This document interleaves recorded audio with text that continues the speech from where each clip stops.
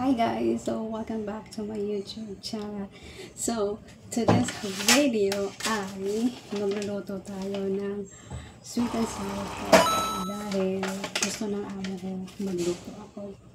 Actually, this is my first time pero susubukan natin kung makukuha ko yung panlasa nila. Siyempre, ang unang gagawin natin ay lilinisin natin yung pork tenderloin. Tatanggalin natin yung mga extra taba niya para hindi siya chewy. Pag alam mo na ay makinis na at wala ng taba, hatiin natin siya into 3 and then ikakat natin into cubes. Yung saktong hiwa lang. Pero depende din yung kung anong gusto mong hiwa.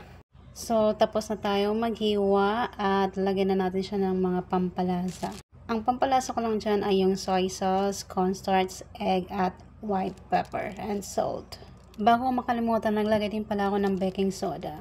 So, napanood ko sa mga cuisine, maganda na maglagay ng baking soda para yung meat niya ay tender and juicy. So, susubukan natin.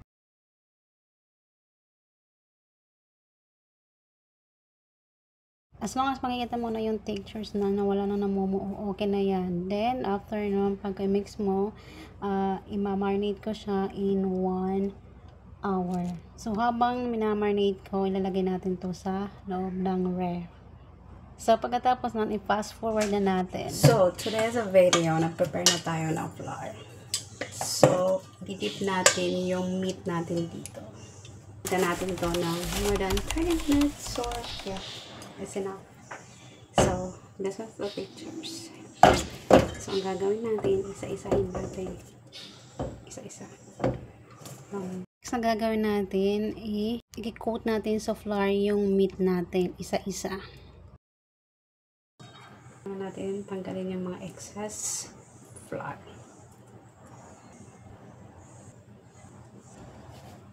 Okay, so ready na. Ang pili kasi hindi nakikita. So may ketchup tayo.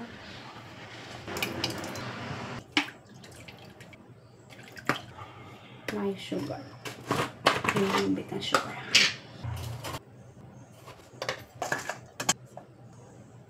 So, may sauce na tayo. Ito. So, ang binili ko ay fresh pineapple. At nahirapan ako magbalat dyan. Nakalimutan ko kasi sa store magpabalat. Magbabad ka lang naman ng extra ng 50 cents. So, next niyan ay hatiin ko yan into cubes.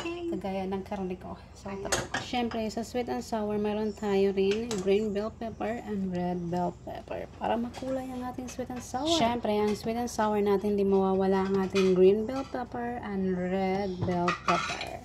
Goy, nanguwit na ako. Syempre, hiwain natin yan. I-slice lang natin yan. Puro ba? So, tapos na ako lahat maghiwa ng ating green and red bell pepper. At syempre, mayroon din tayo dyan, bawang. Bawang lang ang ating gagamitin. At nagsimula na ako mag-prito. Tender and juicy. So, yung frying nag-fry na ako nito. Wait until golden brown.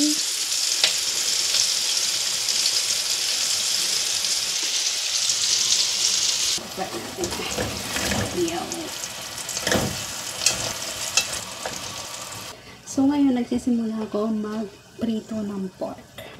So, tapos na ako mag-prito. At ang aking ingredient ay simula na tayo. Siyempre, yung pineapple natin. At yung green and red bell pepper.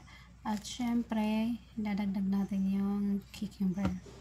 Magsisimula na tayo mag-saute ng ating mantika together with bawang, yung garlic. So, kailangan natin itong a little bit golden brown ng ating garlic para yung amoy natin garlic ay mabango. Tsara.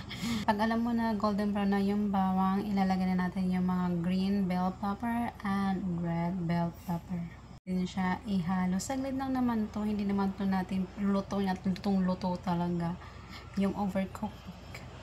So, syempre, pagkatapos na natin ilagay niyan, isusunod na natin yung ating isabay na natin yung cucumber para yung sweet and sour natin ay a little bit crunchy. So, another mix again.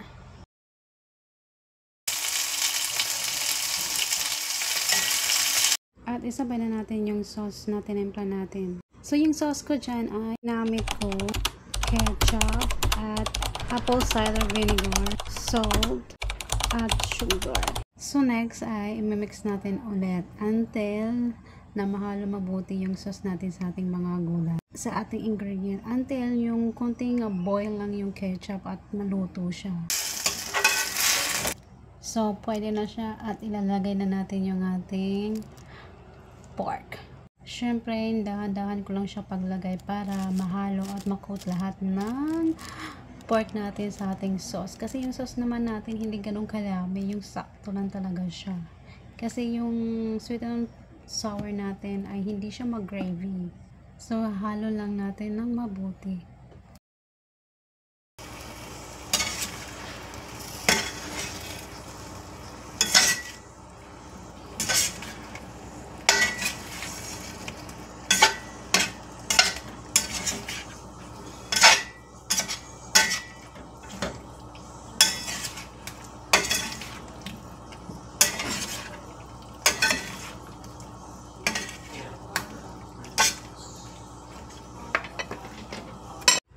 So, ang ating main event joke, ang ating pineapple. So, ang pineapple natin, kailangan talaga siya ay last na ilalagay natin. At hindi ko talaga ubusin yung isang buong pineapple. Napakarami yun. Bakit? Ang kakain lang naman ay isang tao lang. So, may baon pa siya pag uwi sa kanila. Matagal na talaga ito nire-request sa akin na magluto ako ng sweet and sour pork. Ngayon ko lang talaga ito nagawa kasi ngayon lang ako rin nagkaroon ng time. At siya rin pagpunta dito sa bahay. Pagkatapos ng ating pineapple, dadagdagan natin ito ng cornstarch.